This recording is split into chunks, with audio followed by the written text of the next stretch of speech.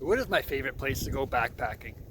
Well, if you know me, everybody knows it's the Sleeping Giant Provincial Park. What is the Sleeping Giant Provincial Park?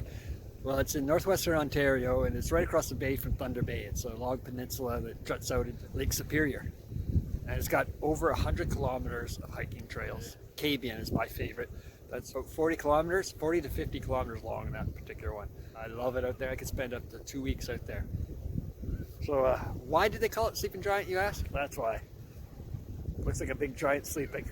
The entire peninsula starts down there, goes, and the end of it is the actual giant. It's just the range of mountains that look like a sleeping figure. So Xena and I do go hike out there. The Thunder Bay Lookout, down around over there.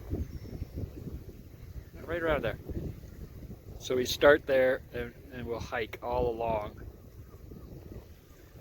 to right around there where Twin Pine is, right about there. And then we'll camp there and then we'll hike all the way along to there. And Sawyer Bay is right there. You can't really make out the bay, but it's right there. And yeah, we'll camp there. And I'll go along the front of the giant or behind the giant. Lightning's Bay is just behind those feet there. So this video I'm going to talk about the legend of the Sleeping Giant. And I'm going to make a coffee here and we'll sit back and listen to the story of the legend of the Sleeping Giant.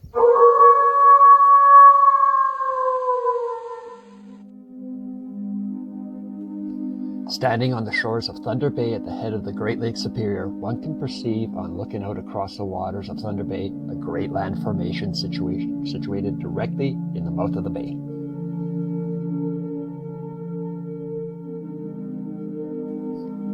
It requires no imagination whatsoever to see that this form resembles the sleeping body of a giant, arms folded across his massive chest, as in the majesty of death.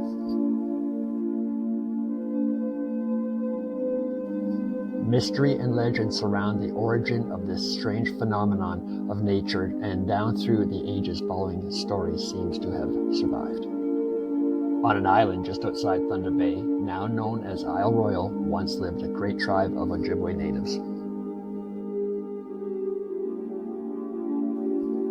Because of their loyalty to their gods and their peaceful and industrious mode of living, Nanabiju, the spirit of the deep sea water, decided to reward them. One day he called their chief to his great thunder temple on the mountain and warned him that if he told the secret to the white man, that he, Nanabiju, would turn to stone and the Ojibwe tribe would perish.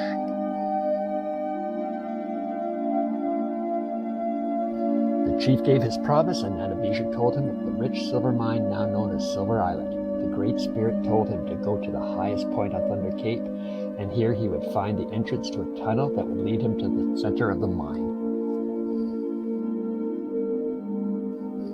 Apparently, the chief and his people found the mine, where the Ojibwe became famous for their beautiful silver ornaments. So beautiful indeed were they, that the Sioux warriors, on seeing them upon their wounded enemies, strove to wrest the secrets from them. However, torture, even death, failed to make the gallant Ojibwe divulge their secrets, and the Sioux chieftain had to devise another scheme to find the source of the Ojibwe silver.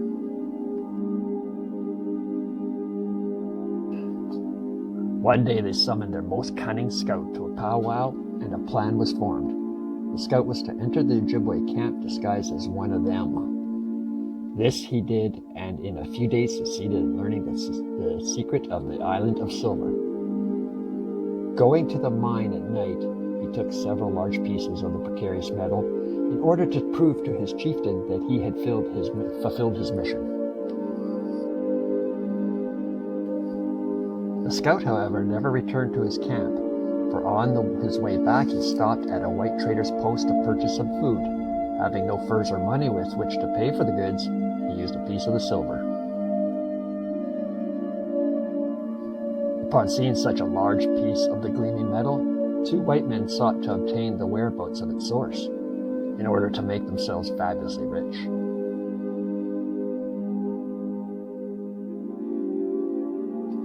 After filling the Sioux scout with liquor, they persuaded him to show them the way to the mine.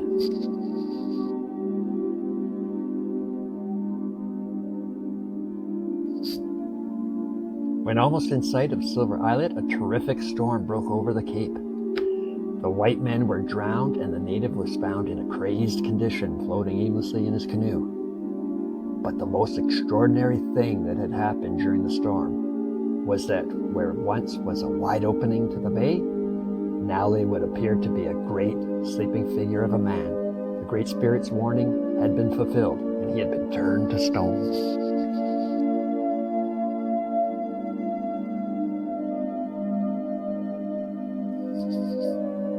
On a little island at the foot of the sleeping giant can still be seen the partly submerged shafts of what was once the richest silver mine in the Northwest. White men have tried again and again to pump out the waters that keep flooding it from Lake Superior, but without success. Is it still under the curse of Nanabiju? Spirit of the deep sea water? Perhaps, but who can tell?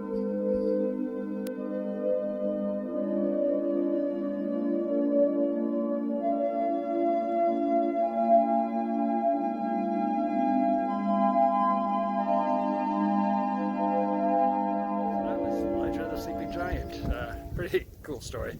It's just a little story though. And yeah, so anyways, if you like this video, give it a thumbs up. Please consider subscribing. And don't forget to hit that bell notification. Thanks. Bye for now.